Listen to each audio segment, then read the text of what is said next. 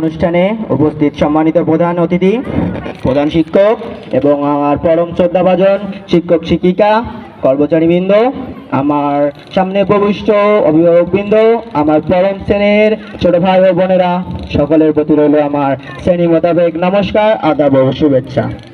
অত্যন্ত দুঃখ ভারাক্রান্ত মন নিয়ে আজ বলতে হচ্ছে, আজ আমাদের বিদায় অনুষ্ঠান। বিদায় শব্দটি অনেক কষ্টের হলেও তবু আজ আমায় বলতে হচ্ছে, আজ আমি এবং আমার সহপাঠীরা সেই শব্দের সামনে দাঁড়িয়ে আছি। বাস্তবতা কল্পনা এতটা দূরে কেন জানি না। আজ ছেড়ে যেতে হবে আমার স্বপ্নের বীজ বোনা সেই বীজতলা, ছেড়ে যেতে হবে ছায়া দেওয়া সেই গাছগুলো। যদিও আমরা মনে করি এটা একটি বিদায়ের আনুষ্ঠানিকতা মাত্র, কারণ মন থেকে চিরতরে বিদায় নেওয়া সম্ভব হবে না।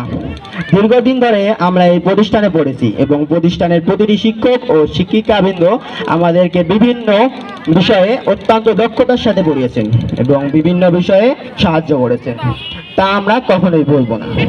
এই জন্য আমরা চিরকৃতজ্ঞ।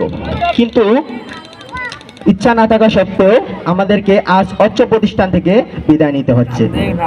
আজ শিক্ষা জীবনের একটি অধ্যায় সমাপ্ত করে আর একটি অধ্যায়ে পা রাখার উদ্দেশ্যে বিদায় নিচ্ছি। আপনারা আমাদের জন্য দোয়া করবেন যেন ভবিষ্যতে শিক্ষা জীবনে আরো উন্নতি করে দেশ ও জাতি গঠনে ভূমিকা রাখতে পারি। এছাড়া এখানে দীর্ঘ শিক্ষা জীবনে আপনাদের অনেক শাসন বারণের মধ্য দিয়ে যেতে হয়েছে, যা সাময়িক বিরক্তিকর মনে হলেও এখন এই শেষ মুহূর্তে বুঝতে পারছি এটা আমাদের জন্য কতটা দরকারি ছিল। তাই আমাদের কোনো আচরণে যদি কোনো শিক্ষক শিক্ষিকা কষ্ট পেয়ে থাকেন বা ছোট কিংবা বড় কোনো ভুল করে থাকি, তাহলে আমাদেরকে ক্ষমা দৃষ্টিতে দেখবেন।